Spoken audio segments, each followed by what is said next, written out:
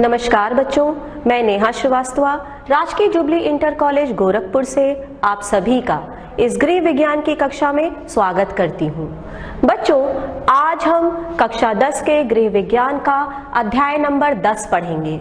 इस अध्याय का नाम है कुछ सामान्य रोगों के कारण और उनकी रोकथाम। बच्चों, इस अध्याय को सुविधा की दृष्टि से हमने 3 भागों में बांट लिया है। आज के इस पहले वीडियो में हम भाग 1 की चर्चा करेंगे और भाग 1 में हमारी चर्चा के प्रमुख बिंदु संक्रामक रोगों की परिभाषा एवं उनके सामान्य लक्षण होंगे। उसके बाद हम चर्चा करेंगे संक्रामक रोगों के संक्रमण के क्या क्या माध्यम होते हैं, उनके रोकथाम के लिए क्या क्या उपाय किए जा सकते हैं और सबसे आखिरी में हम चर्चा करेंगे कुछ ऐसे रोग जो विषाणुओं द्वारा उत्पन्न होते हैं। उनमें चेचक, छोटी माता, खसरा तथा रेबीज के बारे में हम आज जानेंगे। चलिए हम सबसे पहले आज का अपना पहला टॉपिक शुरू करते हैं और वो है संक्रामक रोग की परिभाषा और उनके सामान्य लक्षण। बच्चों, आप सभी जानते हैं कि इस पृथ्वी पर शायद ही कोई ऐसा मनुष्य होगा जो स्वस्थ ना रहना चाहता हो, और स्वस्थ रहने के लिए मनुष्य की 3 प्रमुख आवश्यकताएं होती हैं: शुद्ध वायु, शुद्ध भोजन एवं शुद्ध जल। यदि ये तीनों दूषित हो जाएं तो हम अनेक प्रकार के रोगों से ग्रसित हो जाएंगे। ये तीनों दूषित होते हैं रोगाणुओं के कारण। ये रोगाणु जैसे जीवाणु, विषाणु, कवक, परजीवी इत्यादि होते हैं। ये रोगाणु इतने छोटे होते हैं कि इनको देखने के लिए हमें सूक्ष्मदर्शी की आवश्यकता पड़ती है। बच्चों, ये रोगाणु भोजन, जल तथा वायु के माध्यम से हमारे शरीर में प्रवेश कर जाते हैं और जब इन्हें हमारे शरीर में अनुकूल वातावरण मिलता है तो ये तीव्र गति से जनन करने लगते हैं और गुणात्मक रूप से वृद्धि करने लगते हैं। जब इनकी संख्या हमारे शरीर में बहुत ज्यादा बढ़ जाती है तो ये कुछ विषैले पदार्थ उत्पन्न करते हैं जो रक्त परिसंचरण के माध्यम से हमारे पूरे शरीर में फैल जाते हैं और रोगों के लक्षणों को उत्पन्न करते हैं। बच्चों, शरीर में जब ये रोगाणु प्रवेश करते हैं तब से लेकर के रोग के लक्षण के उत्पन्न होने तक के समय को इंक्यूबेशन पीरियड या उद्भवन काल कहा जाता है। ऐसा हर बार जरूरी नहीं होता कि रोगाणु हमारे शरीर में प्रवेश कर जाएं और हमें रोग के लक्षण उत्पन्न ही हो जाए।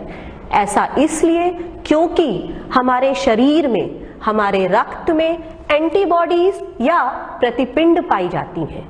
ये एंटीबॉडीज रोगाणुओं को नष्ट कर देते हैं और रोग से हमारे शरीर की रक्षा करते हैं। इस क्रिया को प्रतिरक्षा या प्रतिरोधक क्षमता कहा जाता है।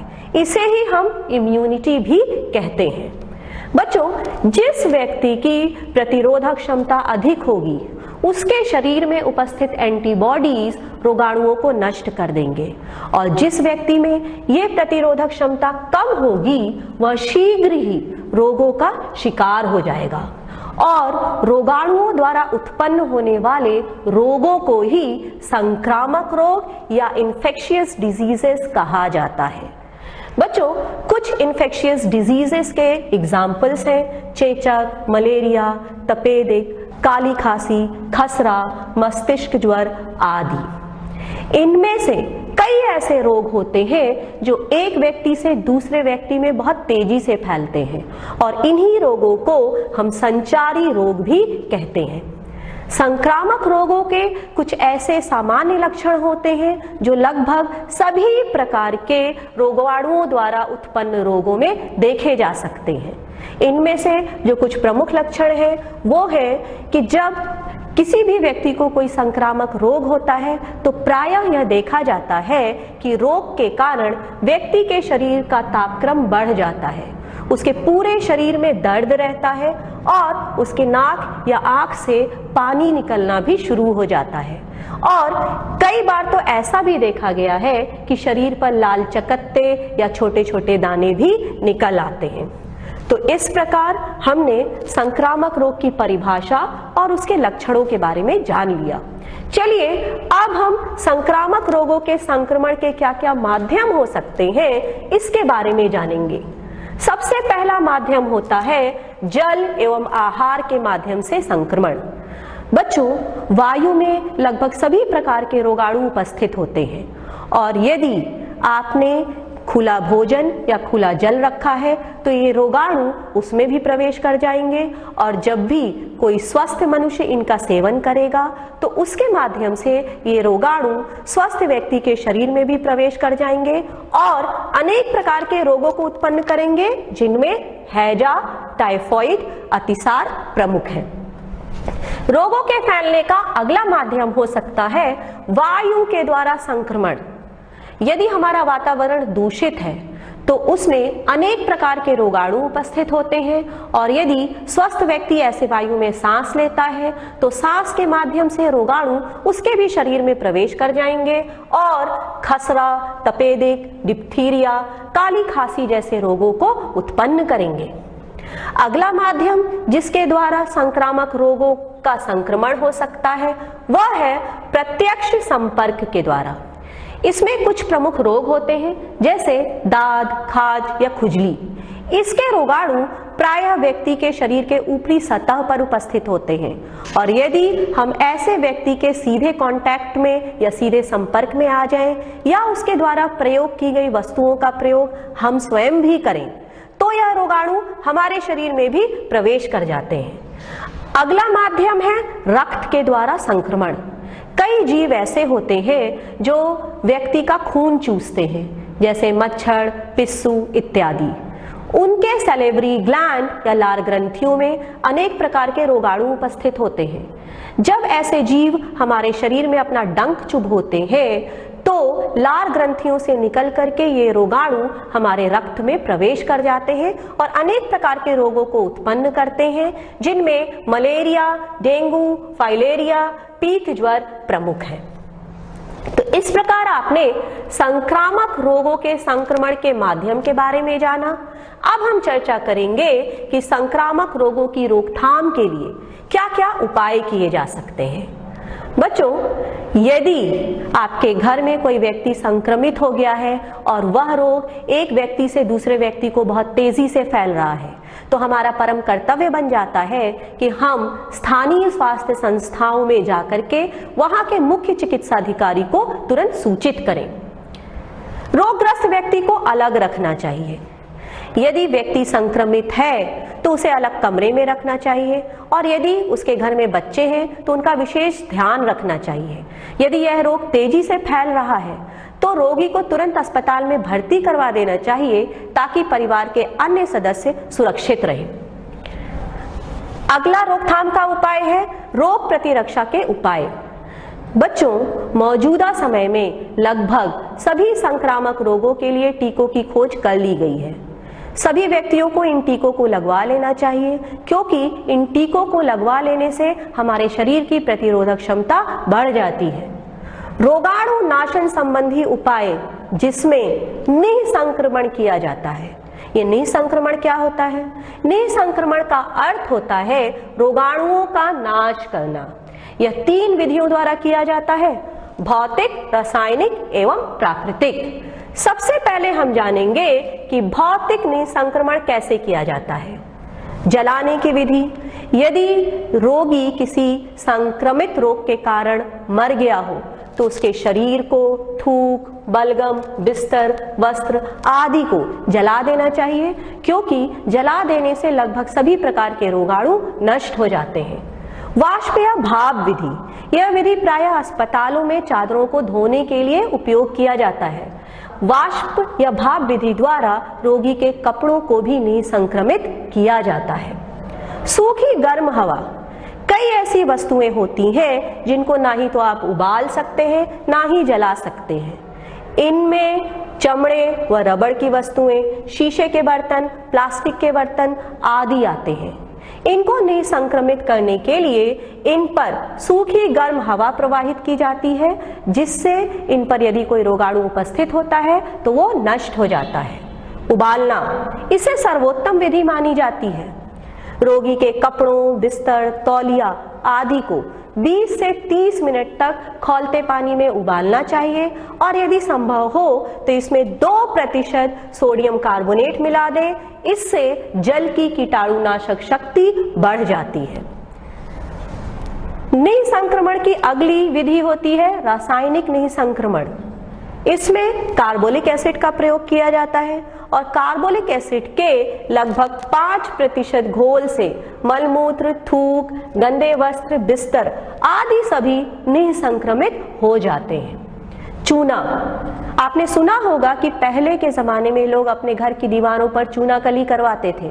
इससे दीवारों पर उपस्थित कीड़े मकोड़े, मक्खी, मच्छर सभी नष्ट हो जाते थे। इस चूने का छिड़काव यदि फर्श, नाली और शौचालय में किया जाए तो वह सभी स्थान निसंक्रमित हो जाते हैं। क्लोरीन का प्रयोग, हमारे घर में जो वाटर सप्लाई से पानी आता है उसमें क्लोरीन का प्रयोग किया जाता है, क्योंकि इससे लगभग सभी प्रकार के कीटाणु नष्ट हो जाते हैं। DDT, dichloro diphenyl trichloro ethane, इससे चींटी, मक्खी, मच्छर, मकड़ी आदि को नष्ट किया जा सकता है और इसका प्रयोग मलेरिया के उन्मूलन में भी मुख्य रूप से किया गया था। प्राकृतिक निसंक्रमण, यह सूर्य की किरणों के द्वारा किया जाता है। आपने देखा होगा कि आपके घर के बड़े बुजुर्ग सुबह के समय घर के सभी खिड़की और दरवाजों को खोल देते हैं, जिससे घर के अंदर उपस्थित सभी प्रकार के कीटाणु नष्ट हो जाएं और सुबह 8 बजे की धूप को इस विधि के लिए सर्वोत्तम माना जाता है। तो इस प्रकार आपने संक्रामक रोगों की रोकथाम कैसे की जा सकती है उसके कुछ उपायों को जाना। चलिए अब हम शुरू करते हैं कुछ विषाणु जनित रोग। इसमें हम सबसे पहले पढ़ेंगे चेचक के बारे में। चेचक, जिसे बड़ी माता या स्मॉल पॉक्स भी कहा जाता है, यह एक विषाणु जनित रोग है जो वेरियोला वायरस के द्वारा फैलता है।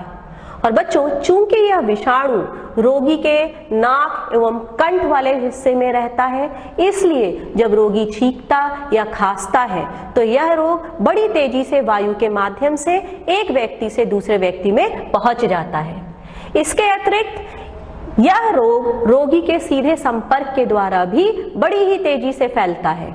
यदि आप ऐसे रोगी जिसको चेचक या बड़ी माता निकली हो, ऐसे रोगी के सीधे संपर्क में आ जाए या ऐसे रोगी के द्वारा प्रयोग की गई वस्तुओं को आप भी प्रयोग करें तो ऐसा देखा गया है कि इस रोग से हमें भी बहुत तेजी से संक्रमण हो सकता है। इस रोग का उद्भवन काल से तात्पर्य अभी आपको बताया था, रोगाणु के शरीर में प्रवेश करने से लेकर के रोग के लक्षण के उत्पन्न होने तक के समय को उद्भवन काल कहा जाता है। इस रोग का उद्भवन काल 10 से 14 दिन या कभी कभी 7 से 19 दिन का भी हो सकता है। इस रोग के क्या क्या लक्षण हो सकते हैं? इस रोग के लक्षण जब उद्भवन काल समाप्त हो जाता है तब दिखाई देने शुरू होते हैं। इसमें सबसे पहले शरीर में ऐंठन और बहुत दर्द होता है, खांसी आती है, गला बैठ जाता है और नाक बहना शुरू हो जाता है और कभी कभी तो रोगी को उल्टी भी होने लग जाती है। और तीसरे से चौथे दिन शरीर पर लाल लाल रंग के दाने दिखाई देते हैं। ये दाने सबसे पहले चेहरे पर आते हैं, फिर कलाई पर, बाहु, धड़, पीठ और सबसे अंत में रोगी की टांगों पर दिखाई देते हैं। ये दाने अलग अलग स्टेज में दिखाई देते हैं।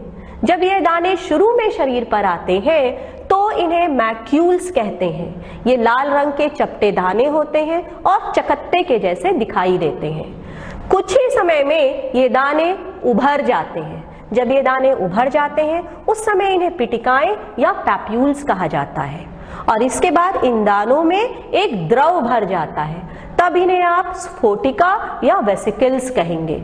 और कुछ समय में इनमें जो द्रव भरा होता है वो गाढ़ा हो जाता है, उस समय इन्हें पूरी स्फोटिका या पश्च्यूल कहा जाता है। यह रोग की सबसे उग्र दशा होती है और इसमें व्यक्ति को बहुत तेज बुखार भी हो जाता है। कुछ ही दिनों में यह पूरी स्फोटिका सूखने लग जाती है और पपड़ी के रूप में आ जाती है। तब हम इसे क्रस्ट या खुरंड कहते हैं। इस क्रस्ट या खुरंड को इकट्ठा करके जला देना चाहिए, क्योंकि इसमें रोग के विषाणु उपस्थित होते हैं। बच्चों, इस भयानक रोग के 3 रूप दिखाई दे सकते हैं। पहला रूप, जिसमें स्फोटिकाएं बहुत दूर दूर होती हैं और इससे चेहरे पर शोथ नहीं होता। शोथ का अर्थ होता है सूजन।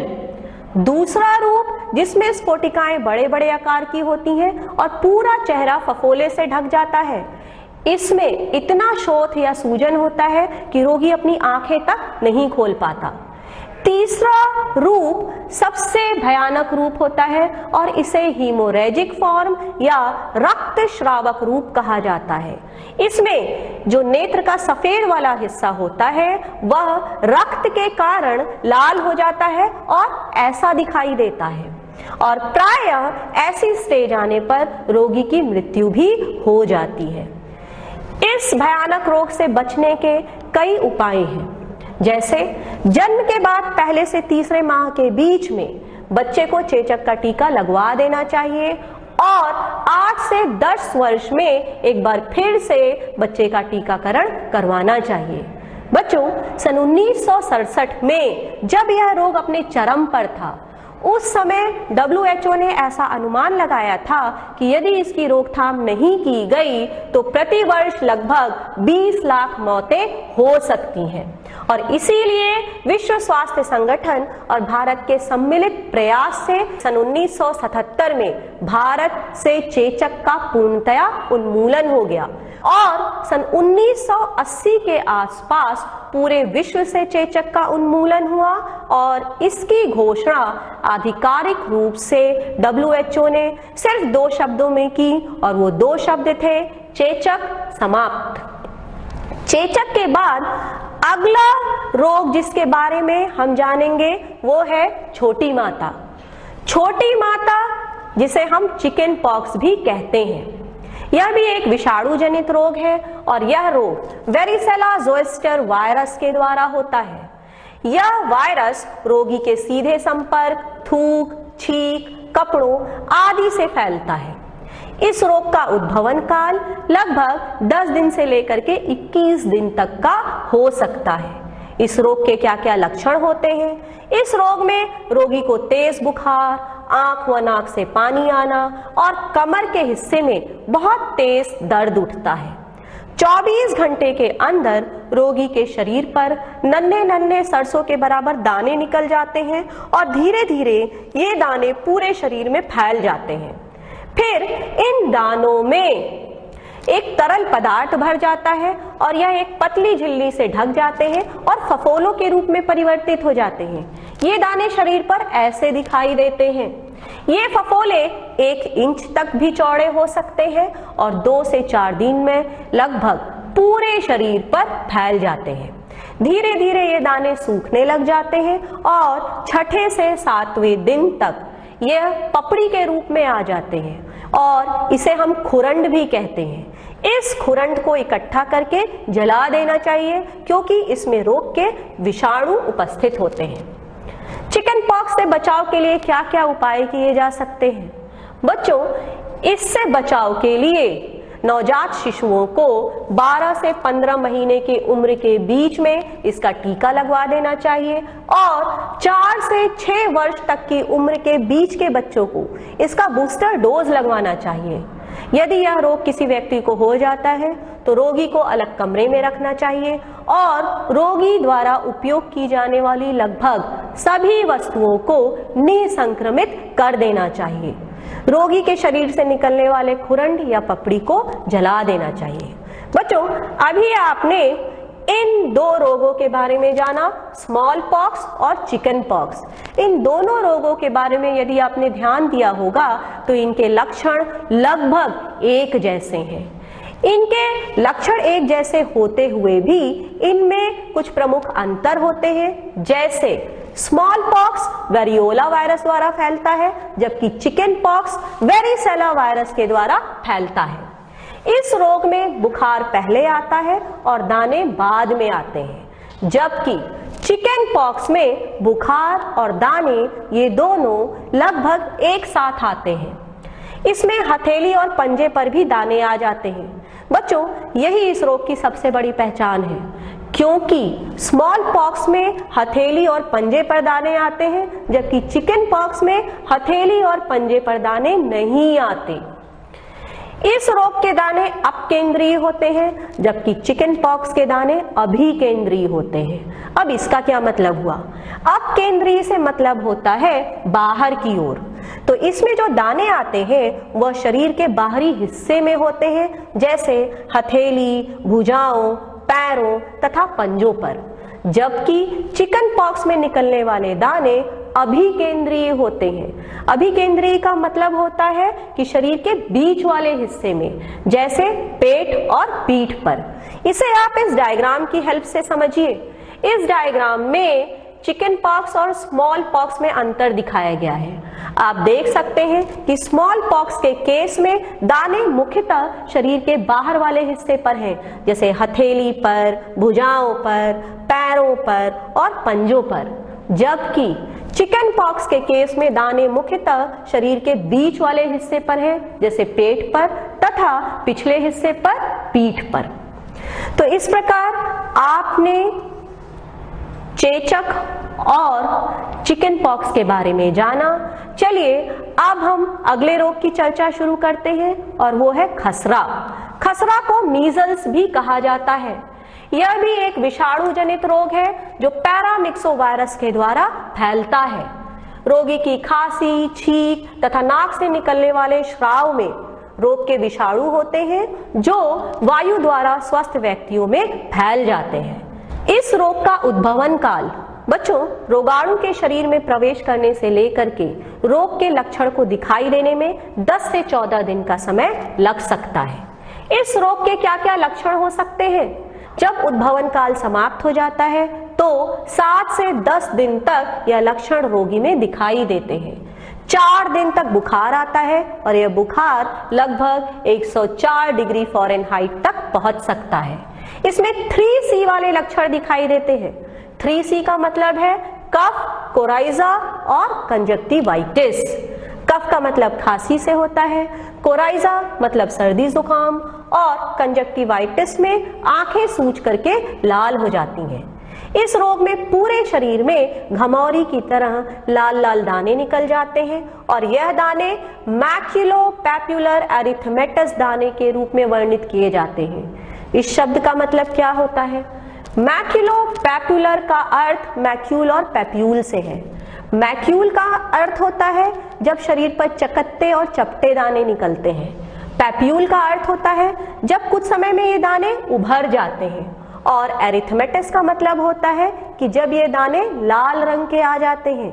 इसका मतलब हुआ कि शुरू में जो दाने होते हैं वो चपटे होते हैं, कुछ समय बाद ये उभर जाते हैं और लाल रंग के हो जाते हैं, इसीलिए इन्हें मैक्युलोपैपुलर एरिथेमेटस के रूप में वर्णित किया जाता है। ये दाने सबसे पहले चेहरे पर दिखाई देते हैं और उसके बाद छाती, गर्दन, हाथ और धीरे धीरे पूरे शरीर में फैल जाते हैं। कभी कभी तो ये दाने मुंह और आंख की पलकों पर भी दिखाई देते हैं। सामान्यतः 3 दिन के बाद दाने सूखने लगते हैं, और सूखने के पहले ये दाने गाढ़े भूरे रंग के दिखाई देने लग जाते हैं। बच्चों, खसरा जैसी घातक बीमारी से विकसित देशों में तो मृत्यु दर बहुत कम है, और यह लगभग 0.3% के आसपास है। लेकिन जो देश विकसित नहीं होते, जैसे यदि वहां पर कुपोषण की समस्या है और स्वास्थ्य सेवाएं विकसित नहीं है, तो वहां मृत्यु दर बढ़कर के 28% तक हो सकती है। खसरा से बचाव के लिए क्या क्या उपाय किए जा सकते हैं? रोगी को अलग कमरे में रखना चाहिए। रोगी द्वारा प्रयोग की गई वस्तुओं को हमें अलग अलग विधियों के द्वारा निसंक्रमित कर देनी चाहिए। रोगी द्वारा प्रयोग किए गए शौचालय को कार्बोलिक एसिड डाल करके साफ करना चाहिए। बुखार आने पे पैरासीटामोल देना चाहिए, एस्प्रिन नहीं देना चाहिए। खांसी होने पर कोई भी ब्रोंकियोडाइलेटर दिया जा सकता है। रोगी को विटामिन ए युक्त भोजन या विटामिन ए की टैबलेट्स देनी चाहिए। बच्चों, विटामिन ए का प्रयोग खसरे के इलाज में नहीं होता, परंतु खसरे से आंखों पर बहुत बुरा प्रभाव पड़ता है और अंधेपन की स्थिति उत्पन्न हो जाती है। इसी से बचाने के लिए रोगी को विटामिन ए युक्त भोजन दिया जाता है। खसरे के लिए MMR का टीका आता है। MMR का मतलब मीजल मम्स रूबेला।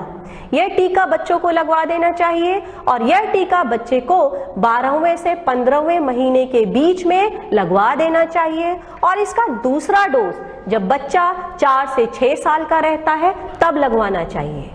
अब इसके बाद हम अपने आज के आखिरी टॉपिक पर चर्चा करेंगे और वह है रेबीज नामक रोग।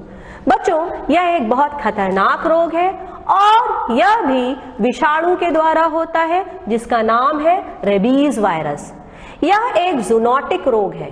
जूनोटिक का अर्थ होता है ऐसा रोग जो जानवरों के द्वारा मनुष्यों में फैलते हैं, अर्थात जानवर इस रोग के वाहक होते हैं। यह रोग कुत्ते, बिल्लियों और गीदड़ों में देखा गया है। इस वायरस का प्रभाव इन जानवरों की तंत्रिका तंत्र पर पड़ता है, जिसके कारण इनका मस्तिष्क कार्य करना बंद कर देता है और ये पागल हो जाते हैं। यह रोग मुख्य रूप से कुत्तों में देखा गया है और जब ऐसा कोई पागल कुत्ता किसी स्वस्थ मनुष्य को काट लेता है तो उसके अंदर भी इस रोग के लक्षण उत्पन्न हो जाते हैं और मनुष्य भी पागलों की तरह से व्यवहार करने लग जाता है। इस रोग का उद्भवन काल 1 से 3 महीने भी हो सकता है, 4 से 8 महीने भी और 1 वर्ष का समय भी लग सकता है लक्षणों के आने में। ऐसा इसलिए क्योंकि काटने वाले स्थान से रोगाणु को मनुष्य के मस्तिष्क तक पहुंचने में लगा समय अलग अलग हो सकता है। इस रोग के लक्षण क्या क्या होते हैं? इस रोग में शुरू में बुखार आता है, सिर दर्द हो सकता है और कभी कभी तो उल्टी भी आ जाती है। रोगी हमेशा भ्रम की स्थिति में बना रहता है और कभी कभी तो उसे आंशिक रूप से लकवा भी मार देता है। रोगी के मुंह से हमेशा लाल निकलता रहता है और रोगी को पानी से बहुत डर लगता है और इस बीमारी को हम हाइड्रोफोबिया कहते हैं। सांस लेने में तकलीफ होती है और रोगी हमेशा हांफता रहता है। रोगी के मस्तिष्क में भी सूजन आ जाती है और यह इस रोग की सबसे उग्र दशा होती है। इसीलिए यदि आपको कोई ऐसा पागल कुत्ता अपने मोहल्ले या गली में दिखाई दे तो तुरंत नगर पालिका को सूचित करना चाहिए। ऐसे कुत्ते की पहचान कैसे होती है? बच्चों, ऐसे कुत्ते की जीभ हर समय बाहर की तरफ लटकी रहती है और उसके मुंह से हमेशा लाल निकलता रहता है। वह हांफता रहता है और हर समय भौंकता रहता है। बच्चों, इस रोग के शुरुआती लक्षण जैसे बुखार, सिर दर्द और उल्टी या कई और रोगों के भी लक्षण हो सकते हैं। इसीलिए जब तक इस रोग के लक्षण प्रकट होते हैं तब तक बहुत देर हो चुकी होती है और यही कारण है कि यदि ऐसे लक्षण दिखाई दे तो WHO रिकमेंड करता है कि हम FAT नामक टेस्ट कराएं, जिसे हम फ्लोरेसेंट एंटीबॉडी टेस्ट कहते हैं। इस टेस्ट को कराने से यह कंफर्म हो जाता है कि व्यक्ति को रेबीज है या नहीं है। रेबीज का उपचार: कुत्ते के काटते ही घाव को पानी की धार से धोना चाहिए ताकि यदि इसका रोगाणु शरीर के ऊपरी सतह पर हो तो पानी की तेज धारा के साथ वह बह जाए। नाजुक स्थान पर आयोडीन से साफ करना चाहिए। रोगी को तुरंत पास के अस्पताल में भर्ती करा देना चाहिए और उसे एंटी रेबीज इंजेक्शन का पूरा कोर्स करवाना चाहिए। बच्चों, सन 1885 के पहले यह बीमारी बहुत घातक हुआ करती थी, परंतु लुई पाश्चर तथा एमिल रॉक्स ने मिलकर के इस रोग के टीके का आविष्कार किया और उस टीके के आविष्कार के बाद इस रोग का लगभग 100% इलाज संभव हो पाया है। तो इस प्रकार आज के इस वीडियो में आपने अलग अलग रोगों के बारे में जाना। आज के इस वीडियो पर आधारित ये आपका गृह कार्य है। बच्चों, आप इसका स्क्रीनशॉट ले लीजिए और इसके अगले भाग में यानी कि भाग 2 में हम और कई बीमारियों की चर्चा करेंगे, जैसे पीत ज्वर, मलेरिया, टाइफॉइड, टिटनेस, फाइलेरिया, काली खांसी तथा मस्तिष्क ज्वर। तो फिर से मिलेंगे भाग 2 में। तब तक के लिए धन्यवाद।